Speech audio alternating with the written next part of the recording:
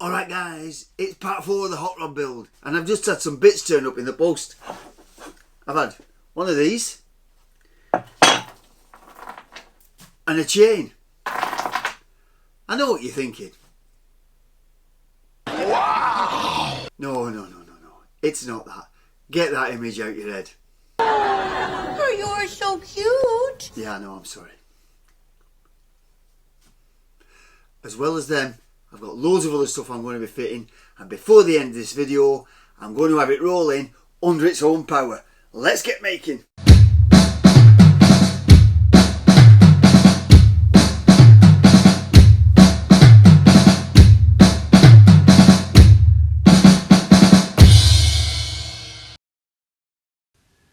Here's all the bits I'm going to be fitting before the end of this episode.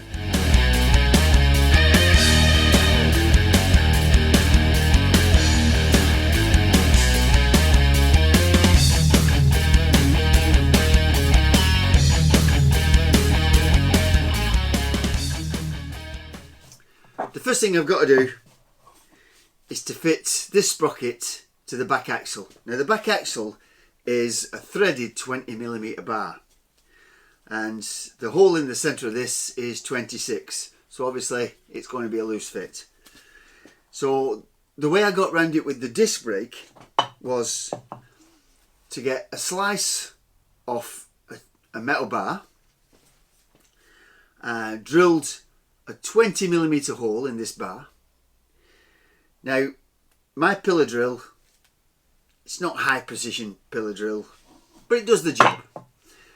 So what I've got to do is, as best as I can, drill a hole 20mm in the centre of this, and once I've got that, I put that onto here and with my vernier centralise it best I can, clamp it and then tack weld it in position. And once it's tack welded, I can drill the 3 holes, put some pins in and weld them on. And then to fit it onto the threaded bar,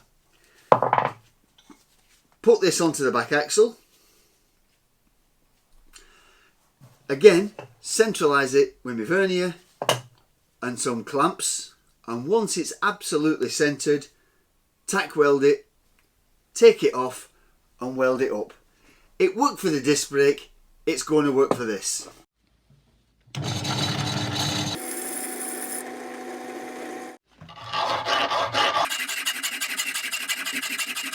Drilled the hole in this disc, and as I thought, it's not central. It's about 1mm out, which is absolutely no good if you're going to be driving a sprocket. So how do we get round it? Well, I've got the axle, I've put a nut onto the axle, I put this disc onto the nut, and now I know that the nut obviously is central to the axle. Then I put this on the disc, and with my vernier I centralise this to the axle, and once that's centralised I clamp it on. Use my little metal clamps, and then what I do is tack weld it in position.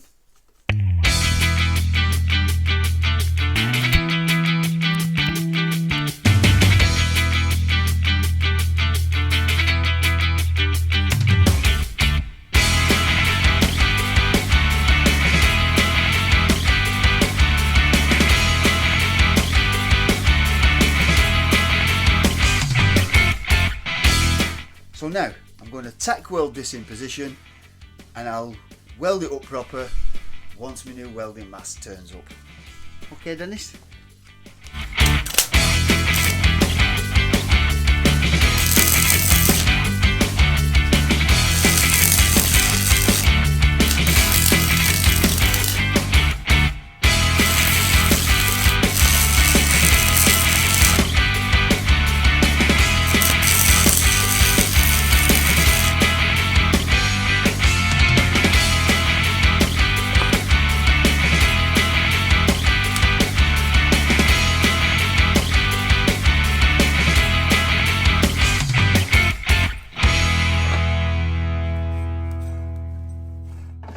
to go. It's only tack welded on. I could drill these 3 holes and put pins in, but I don't think I need to do that. I think the weld will hold it. I've not finished welding it all up yet. Like I said, I'm going to wait till my new welding mast turns up. But it spins absolutely brilliant. It's not eccentric whatsoever, so I'm dead pleased with that. Anyway, I've got to go to work now, so I'll have to do a bit more tomorrow. Well, I managed to get that bit welded on, but that was Friday. Yesterday, Saturday, I had so many other things to do. I got nothing done on the car, so I wasted a full day. Which means I better pull my finger out, and today I'm going to get as much done as I can. Let's get on with it.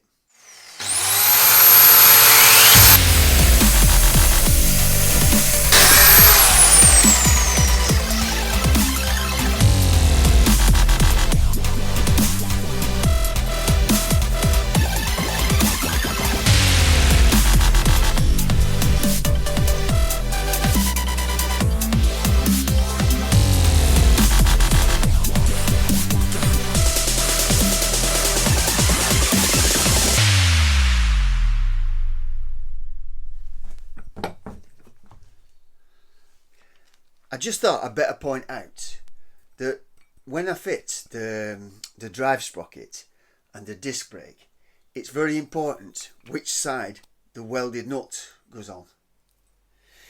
Because on the drive sprocket, the chain is trying to pull the sprocket this way, anti-clockwise. So if I put the loose nut on this side, then as the chain tries to drive the sprocket, it'll tighten the welded nut against the loose nut. If it was the other way around, as the chain pulled on the sprocket, it'd just undo the sprocket and everything would come loose. So that's why you've got to have the welded nut on the far side of the drive sprocket. Now on the brake disc, it's the opposite way, because as the sprocket's driving, once the caliper squeezes on the brake, it'll have the same effect as turning the disc clockwise. So the welded nut has to be on the near side for the disc brake.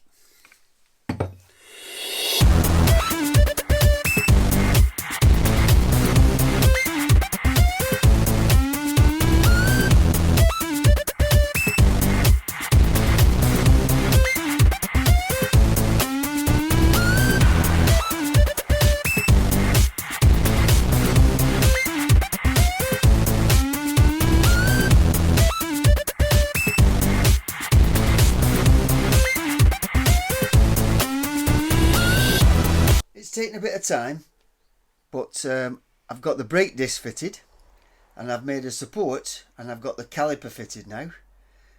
It's adjusted quite well, but it'll still need some final adjustments later. The next thing I've got to do is to fit the motor and position the drive sprocket. But to do that, I've got to have this piece here, the base for the box. I've got to have that in position, and to have that in position, I've got to have the bucket in position. To get the bucket in position, I've got to sit it on top of the wooden subframe. So I've got to finish the wooden subframe in order to do everything else. So let's get on with it.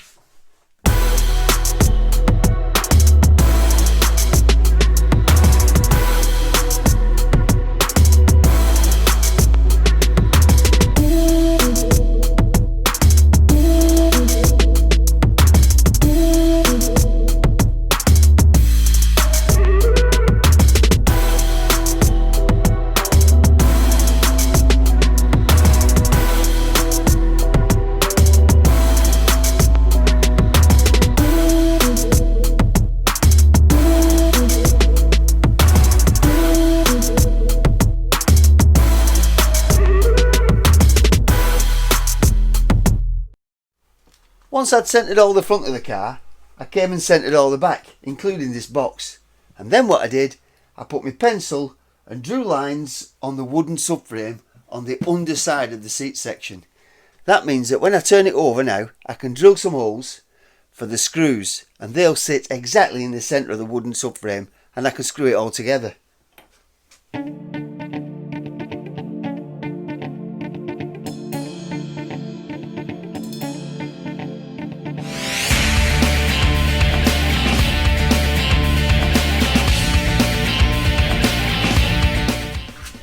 And now that I know where everything sits, I just have to make the motor support bracket.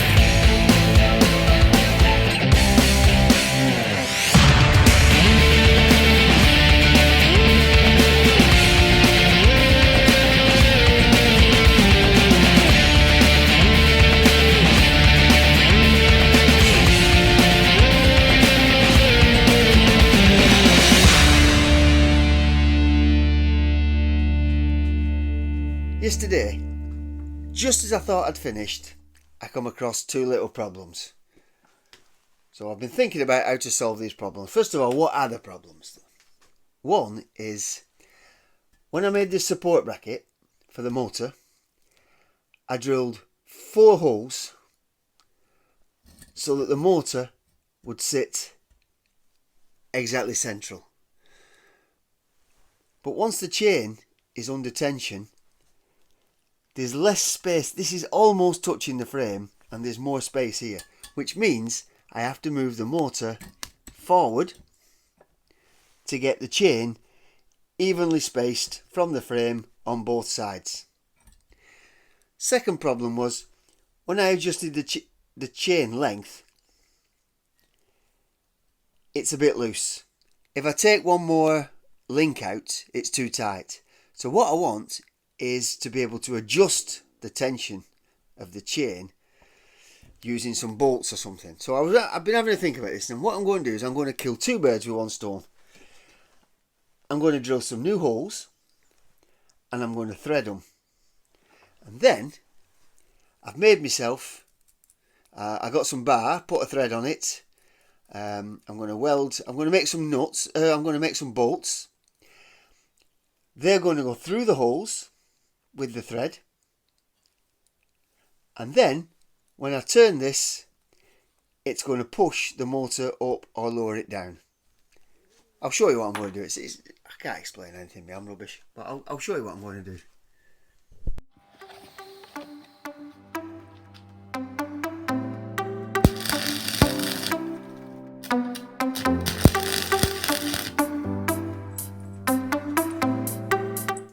Now that I've finished making my bolts, I've positioned the motor so that when the chain is under tension, it's equal on both sides. Now I'm just marking out where the holes go, and then I've got to drill them, put threads in them. Tap.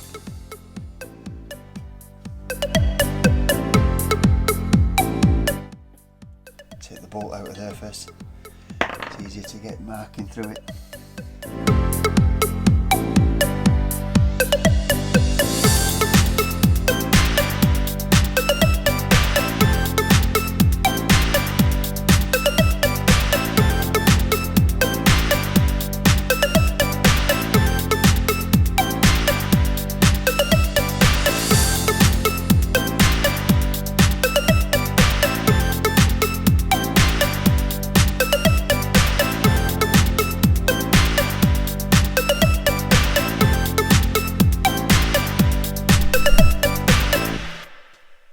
So now I can explain a little bit better.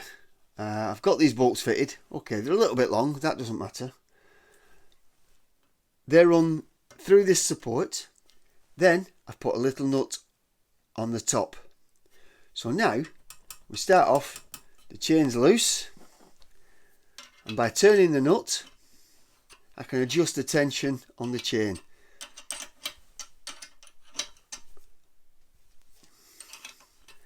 The nut raises up, it pulls the motor up, puts tension on the chain. And the two at the back, by adjusting those two, that'll tip the motor backwards and forwards, which lines this sprocket up with the bottom one. All I have to do now is put 4 lock nuts. Once I've got it all set up, I put 4 lock nuts on and tighten it up. I've connected everything up, and now I'm going to give it a little test. So, keys in the ignition.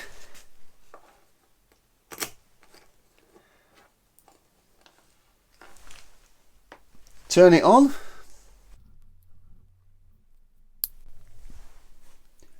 .4 volts. Excellent. And now, if we give the accelerator a press, we should. There we go.